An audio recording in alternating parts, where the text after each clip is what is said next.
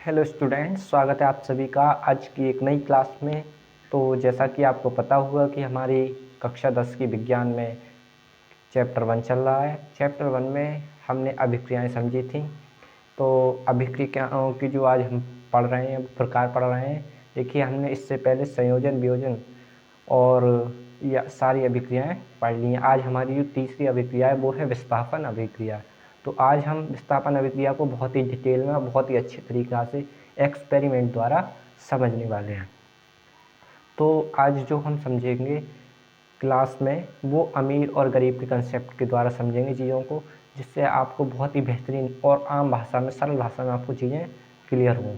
तो देखिए, आज हम पढ़ने वाले हैं विस्थापन अभिक्रिया। अब देखिए ध्यान से, विस्थापन अभिक्रिया। देखिए, किसी भी चीज़ को रटने से ज़्यादा हेल्दी और फ़ायदेमंद है किसी भी चीज़ को अच्छे से समझ लेना, क्योंकि जो चीज़ हम समझ लेते हैं वो ज़िंदगी भर नहीं भूलते, और जो रटते हैं वो मात्र 5 से 10 दिन में भूल जाते हैं। ठीक है, तो विस्थापन अभिक्रिया आज पढ़ेंगे हम। देखिए, अब इस अभिक्रिया में जो नाम से आपको पहचानना है, विस्थापन। विस्थापन क्या होता है? इसे इंग्लिश में क्या कहते हैं? Displacement reaction. तो विस्थापन क्या होता है? देखिए, विस्थापन का जो मतलब होता है वो होता है हटाना। विस्थापन का अगर हम अर्थ समझें, विस्थापन का दूसरा अर्थ होगा हटना या हटाना। विस्थापन, विस्थापन का अर्थ क्या होगा? हटाना। अगर कोई चीज़ हट गई, हटाना। अगर कोई चीज़ हट गई तो समझ लीजिए वो वस्तु विस्थापित हो गई। अगर कोई चीज़ हट गई तो वो वस्तु क्या हो गई? विस्थापित हो गई। अब ये क्या है विस्थापन अभिक्रिया, वो अब आप समझिए। देखिए, इसे एक एग्जाम्पल समझते हैं, ध्यान से सुनिए। देखिए ध्यान से, ये आप समझिए। एग्जाम्पल से मान लीजिए ये एक तालाब है, ठीक है, और ये तालाब किसी अमीर व्यक्ति, ये किसी गरीब व्यक्ति का है। ठीक है, ये तालाब क्या है? किसी गरीब व्यक्ति का। अब ये गरीब व्यक्ति का तालाब है। अब कोई अमीर व्यक्ति आया, ताकतवर व्यक्ति आया, उसने क्या किया? उसका खेत था इसके बराबर में, उसने सोचा कि इसको मैं अपने खेत में मिला लूँगा। तो उस ताकतवर व्यक्ति ने इस गरीब व्यक्ति के तालाब पर कब्जा कर लिया और इसे यहाँ से हटा दिया, इसको यहाँ से हटा दिया। यानी कि इस अमीर व्यक्ति ने इस गरीब व्यक्ति को विस्थापित कर दिया, हटा दिया।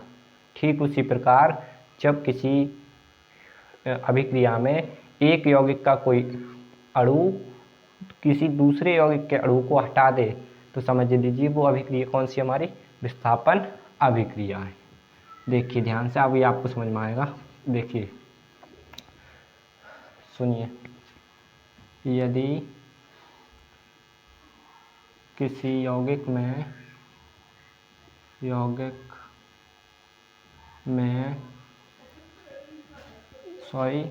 यदि किसी अभिक्रिया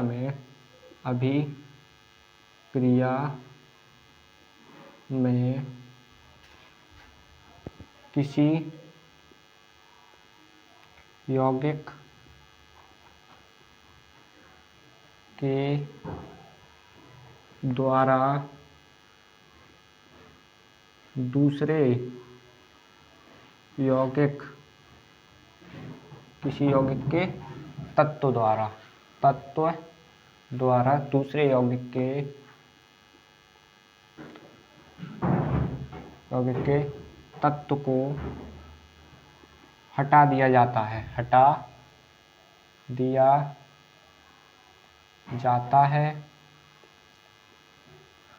तो इसे विस्थापन अभिक्रिया कहते हैं। विस्थापन अभिक्रिया कहते हैं।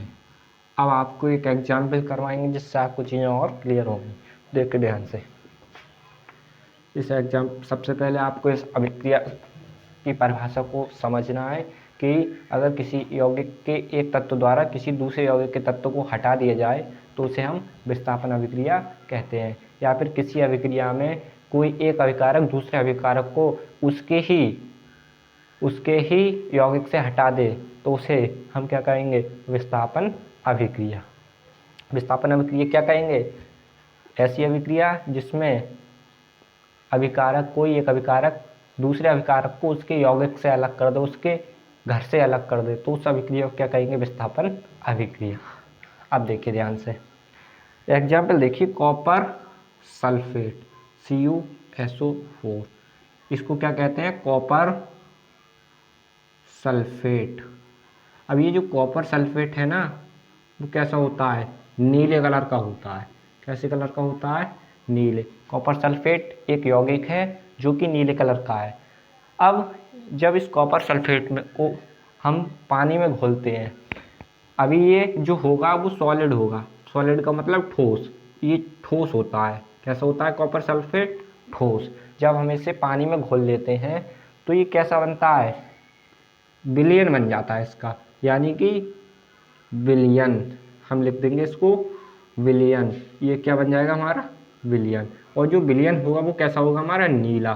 क्योंकि अगर आप एक बात बताइए, अगर नीले रंग को पानी में घोल दें तो वो नीला ही तो रहेगा। ठीक उसी प्रकार कॉपर सल्फेट का नीला विलयन बन जाता है जब हम इसे पानी में घोल देते हैं। ठीक है, अब देखिए जब ये कॉपर सल्फेट नीले कलर का हो जाता है तो क्या होता है, इसमें हम क्या करते हैं, एक होती है हमारी धातु जिंक, जिसे हम जस्ता भी कहते हैं। इसे क्या कहते हैं, जिंक।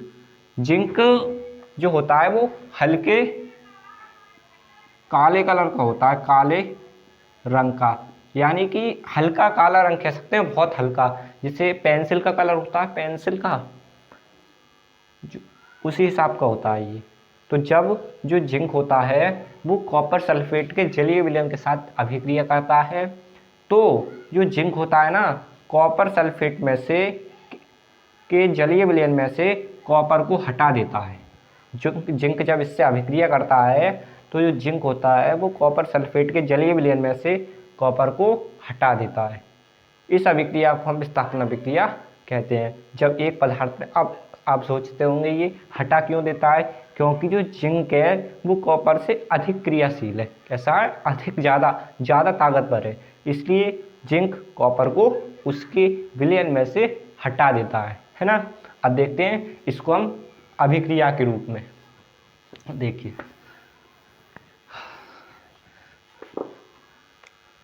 देखिए जो जिंक है हमारा, जो जिंक जब कॉपर सल्फेट से अभिक्रिया करता है CuSO4, तो अभिक्रिया करने के बाद इस कॉपर को विस्थापित करके जिंक सल्फेट बनाता है, ZnSO4, और कॉपर अलग निकल आती है। अब जो हमारा कॉपर सल्फेट होता है वो नीला होता है, ठीक है, और ये जो बनता है हमारा, ये होता है हमारा रंगहीन, जिंक सल्फेट रंगहीन, यानी कि पानी रंग का कह सकते हैं। पानी का कोई रंग नहीं होता इसलिए रंगहीन है। जिंक सल्फेट, ये क्या बना, जिंक सल्फेट। और ये रंगहीन क्यों हो गया, क्योंकि इसमें जिंक ने सल्फेट्स के साथ अभिक्रिया कर ली। या फिर कह सकते हैं कि कॉपर नीला था, कॉपर सल्फेट, लेकिन ये नीले से रंगहीन क्यों हो गया, क्योंकि जिंक ने कॉपर को हटा दिया और जिंक सल्फेट बना लिया। और जिंक सल्फेट रंगीन होता है और कॉपर अलग निकल जाता है। और जो कॉपर अलग निकलता है वो होता है काले रंग का, काले रंग का। ठीक है, कैसा होता है, काले रंग का। इस एक्सपेरिमेंट को आप घर पर भी कर सकते हैं। एक परख नली लीजिए, उसमें कॉपर सल्फेट का विलयन लीजिए, ठीक है। विलयन लेने के बाद उसमें जिंक के कुछ टुकड़े डालिए, 2-3 घंटे उसे ऐसे ही रखे रहने दीजिए। आप देखेंगे कुछ समय बाद जो लिक्विड है आपका वो रंगहीन हो जाएगा, यानी पानी के रूप में बदल जाएगा, और उसकी तली पर कॉपर के काले काले टुकड़े आपको दिखाई देने लगेंगे। तो इस अभिक्रिया को हम क्या कहेंगे, विस्थापन अभिक्रिया। ठीक इसी प्रकार एक अभिक्रिया और लेते हैं। मान लीजिए ये क्या है, लिखते हैं CuCl2, ये है कॉपर क्लोराइड। जब कॉपर क्लोराइड लेड के साथ अभिक्रिया करता है, लेड क्या होता है, Pb, इसे क्या कहते हैं, लेड। ये क्या है, लेड। और ये क्या है, कॉपर क्लोराइड, ठीक है, कॉपर क्लोराइड। अब ये दोनों जब रिएक्शन करेंगे, अभिक्रिया करेंगे, तो क्या होगा, Cl2 बनेगा और जो कॉपर है वो अलग निकल आएगा। ऐसा क्यों हुआ? क्योंकि Pb कॉपर से ज़्यादा ताकतवर है, अधिक क्रियाशील है। अधिक क्रियाशील होने के कारण ये कॉपर को हटा देता है और ये क्या बनता है? Lead chloride.